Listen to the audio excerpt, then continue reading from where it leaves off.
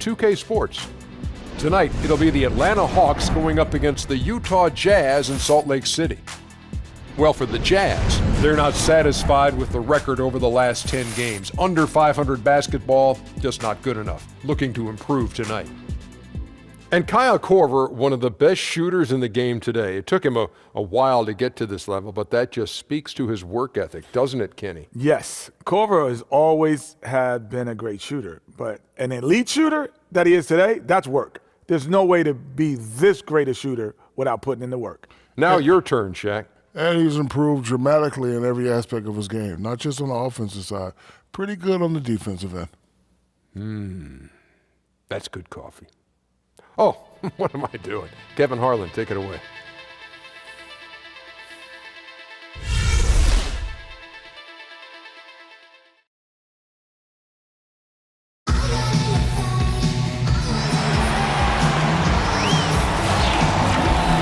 And welcome everyone to another presentation of the NBA on 2K Sports. Our broadcast team tonight, on one side, Greg Anthony. On the other side, Steve Smith. On the sideline, David Aldridge. I'm Kevin Harlan. This game will wrap up the homestand here for the Jazz. And this game, the first chance they've had to...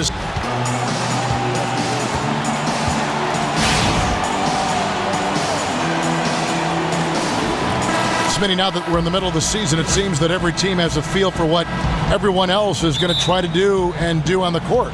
Yeah, a lot of scouting comes in around the midway point. You're saying this is what they have. Can they make any changes? If they don't, this is what we're going to add to try to beat them. We've got a chance here to set the floor, courtesy of Gatorade, all fueled up and ready to go for this one. On the court for Atlanta, Turner. He's in at shooting guard. Muscala is out there with Paul Millsap. And it's Young, and it's Prince in at the small forward position. Shots good by Turner. Simply astounding work inside. Fred's getting the ball in his sweet spot and just doing his thing down there. And it's Utah's ball, fresh from a win against the Nuggets. And how about the game plan that was constructed for that one? I mean, it was apparent how powerless the D was to stop it. Really, a combination of smart coaching and even better execution. When you have that, the game comes easily to you. And Young with the stuff. And really, he epitomizes what a point guard should be. I mean, his skills as a passer might actually be matched by that creativity he shows around the rim. Well, judging by that jam, Greg, I'd say you're absolutely right. He also is one of the most skilled finishers in the league. Yet another spectacular play. And foul called as he misses. He'll go to the line and shoot two. Well, with Exum and Hood, the Jazz have the option to play a huge lineup with their shortest player, Exum, standing 6'6" at that point guard position. Steve, how does their size create problems for teams? It could be a nightmare because you have guys with length, height, they can deflect shots, and they're able to switch. That's what this league is coming down to. Multiple defenders that can switch and play multiple positions. Prince in the corner. Hawks passing it around. Expanding his range. And Young just drilling the three there. Right, nice baby. look. And that's the shot that's dropping for Young when he is playing with confidence. And Mack kicks to Hood. Hayward outside. Favors with the screen. And it's Hood in the corner. No good that time, so Atlanta will take it the other way. They defeated Indiana in their last game. And Kevin, they showed how important it is to have a strong bench. I mean, when you are on the road, that depth is vital. I think they really utilized the second unit to extend their offensive assault and just really wore down their opponent. Having quality starters is certainly crucial, but a versatile bench is just as important, I think. They've shown this plenty of times before. Hawks have gone 4 of 4 to start, so a nice offensive rhythm to start here. Outside Millsap. Pass to Turner.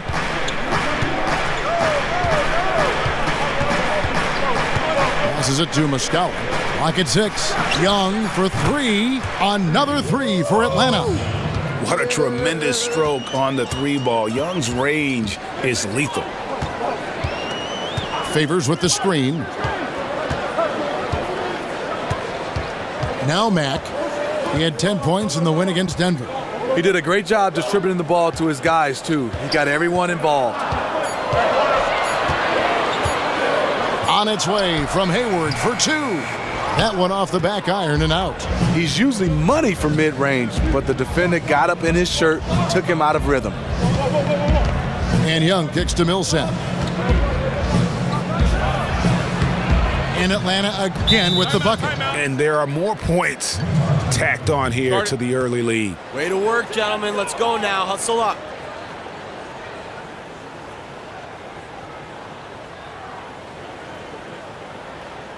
I like what I see out there, fellas. We're playing like we want it more than them. Do not give them any life out there. Slow the pace of this game. And it's the Hawks' ball. They're on a 14-2 run here. This is how the floor looks for the Hawks starting the second quarter. Turner in a 2-guard. Prince out there with Mike Scott. Then there's Dennis Schroeder, and it's Muscala in at the center, locking down the middle. Gobert with a screen on Schroeder.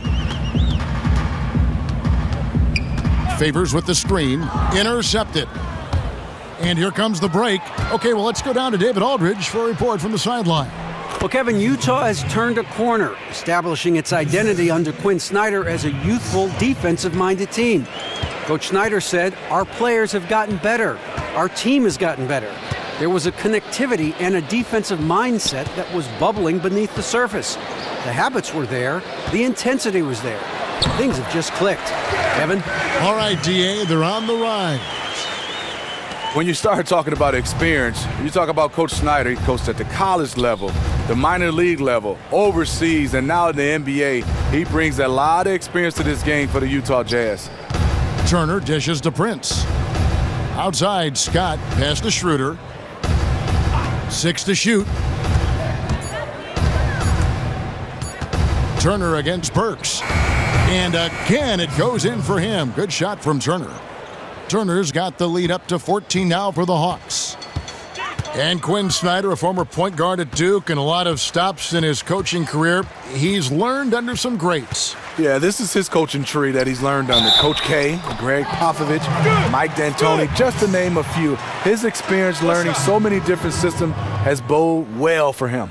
Good checked in for Alec Burks. And the Hawks making a change here as well. Jarrett Jack is checked in for Dennis Schroeder. You know, the shooting ability of Derek Favors combined with his size makes him a hard matchup for most defenses. Turner passes to Scott. Kicks it out to Prince. Outside Turner. There's the triple. Another 3 for Atlanta. And really, how about the quick release on that triple there, because he's given up a lot of height in that matchup. He has to have a quick trigger when he's facing a size mismatch as big as the one he had right there. Hayward on the wing. Favors in the post. Defended by Jack. And he's good on the 3-ball. Hood's got 5 points so far. Yeah, field goal percentage above 50 now. Their offense is starting to show. The dish to Turner. He kicks it to Prince. And Scott now, top of the key. And the pass to Prince. Here's Turner. Gobert pulls it in. That is some tough defense there against one of the better finishers in our game. And arguably the league's best rim protector, Rudy Gobert, 7'2", wingspan of 7'9". Steve, that's not bad. Great tools for the trade. Yeah, on his toes, he can touch the rim, and he moves well for his size. He gets off the floor and a quick second jumper. He has work to do to get stronger, but he's only getting more and more intimidated when he keeps playing. And Turner kicks to Jack, dishes it to Muscala. Here's Turner. Another 3 for Atlanta. Just a terrific job measuring the long ball. Fred showing his ability to knock down the tray. Utah calls timeout. And the Jazz with some changes. Boris Diaz checked in for Rudy Gobert. Johnson comes. So we've reached the end of the first half of play. Hawks lead by 13. And a chance now to send it over to David Aldridge, standing by courtside. David. Thanks, Kevin. Joined here with Quinn Snyder, coach.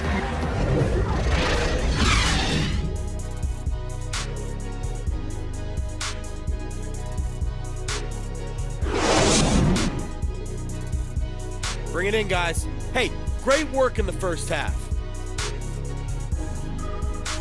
I love the energy, fellas. I really do. But now we got to keep it up. The streets and buildings of Salt Lake City lit up gorgeously as we welcome you back to the action here in Utah. Well, it's been a one-sided affair so far through the first 2 quarters, but there's plenty of time to mount a comeback. You look at Justice Young in this game, he's been everywhere. And he just went off in those first 2 quarters, guys. He's capable of doing that on a consistent basis as well. So we might see some changes from a defensive standpoint as they try to disrupt his rhythm in the second half. Yeah, the change has to be double teaming him. Single coverage will not get it done. A tall wing pair with Hood at the 2 and Hayward at the small forward. Favors and Gobert, the defensive big men pair. And it's Mack in at the point. That's the group right now for Utah. And nobody, guys, among the defenders stepping up to challenge him on that drive to the 10. And Greg, he says, thank you very much, and sails in for the flush. If you aren't going to at least step in front of him, you can't be surprised when he throws it down like that. And Smitty, over a decade now, you've been working as an analyst almost as long as your playing career. What's your favorite part now of the job? You know, it's still basketball, Kevin. Just different. I'm not playing right now, but being in the atmosphere, also getting a chance to meet people. Like you, Kevin, getting a chance to have relationships and getting a chance to be around the game of basketball. It is my treat to work with you. I admired you so much as a player in East Lansing, in the NBA, and now you've made the transition to broadcasting. Not an easy thing to do, but you've done it just seamlessly, it seems. You're so right, Kevin. Trying to turn that page from being a player to being on the other side of being media. Yeah, tough, but you've nailed it. And he was fouled in the act of shooting. Chance here now for a three-point play. So it'll be Perez shooting. It's going to be on Rodney Hood. Jarrett Jack has checked in for Young. The Hawks shooting their first free throw tonight. And taking a look at the numbers on the season, they've converted about 77% of those foul shots. Mack dishes to Favors. He feeds it to Gobert. Millsap with the steal. Fast break, the Hawks. In the corner, it's Jack. Drops in the tray. They're getting a lot of their points outside the paint. 3 of their last 5 baskets are from three-point range. 2 minutes into the second half of play now. Gobert the pass to Favors. To halt the run, and he lays it up and in. Favors has got 13. I love how efficient he is shooting the basketball. Unfortunately, that's not translating into a lead for this team. And Jack kicks to Muscala. To the paint, it's stolen by Gobert. And we've got an update here, so let's catch up with David Aldridge. Well, guys, Utah wasn't going to let Gordon Hayward go to Charlotte. They matched that offer sheet a couple of years ago, and now he's growing into his role as the go-to offensive player for the Jazz. But it's his versatility that really makes him special. He said, I have to be active and have to affect all parts of the game in order for us to be a successful team. And indeed, Kevin, he does a little bit of everything. Sure does. Thank you, D.A. And Mack kicks to Favors. 5 on the clock. Hayward dishes to Mack. From the line, Favors with the second effort. He takes it up and lays it in. Favors has got 6 in the quarter. He's been very decisive, very accurate shooting the basketball. Extremely productive quarter so far. Millsap passes to Jack. There's a minute 40 left in the third quarter. Shot by Prince, and a great assist by Jack as that one goes in. Prince has got his second basket of the game. And the Jazz call time here. Now, Steve, the NBA has certainly done a lot to curb. The Hawks have gotten only 3 of their 9 field goal attempts to go down since the end of the third. Pretty cold down the stretch. On the court for Atlanta, Turner. He's in at the point. Scott is out there with Humphries. Then there's Kyle Korver. And it's Bembry in at the 3. Outside Turner. The 3 Count that as his 7th field goal in 10 tries. He's shooting a very good 70%. And to Prez, it doesn't matter if the D is there. He's burying the shot in their faces no matter what. And it goes out of bounds. That one off Turner. Withy's checked in for the Jazz. Joe Ingles comes in for Rodney Hood.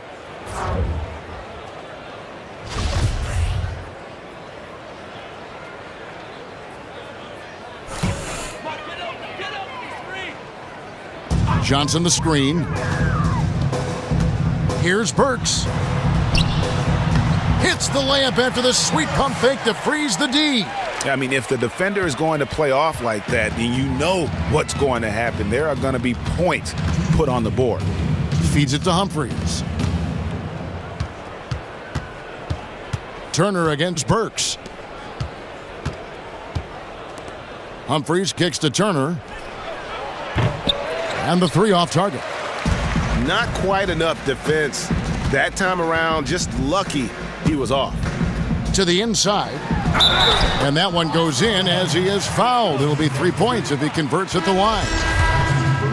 Really outstanding job by the offense to get the ball right near the bucket. A different look for Utah. Boris Diaz checked in for Johnson. And it's Exum in for Joe Ingles. Young's checked in for Atlanta.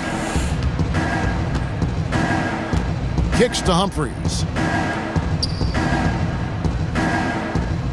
Hey, Steve, we've seen more and more teams relying on high-powered offenses to lead them to wins. Is this just part of a cycle the league goes through, or is this the offensive revolution that we've been looking forward to and is well underway? I think it's here to stay, Kevin. Reason why the rules have changed, and I think it favors the offense. No hand checking, no chucking. So ultimately, you see more points on the board, Kevin. I would think you would have loved to have played in this era of free-flowing basketball. Yeah, you could take about 12, 15 threes a game. That would have been beautiful.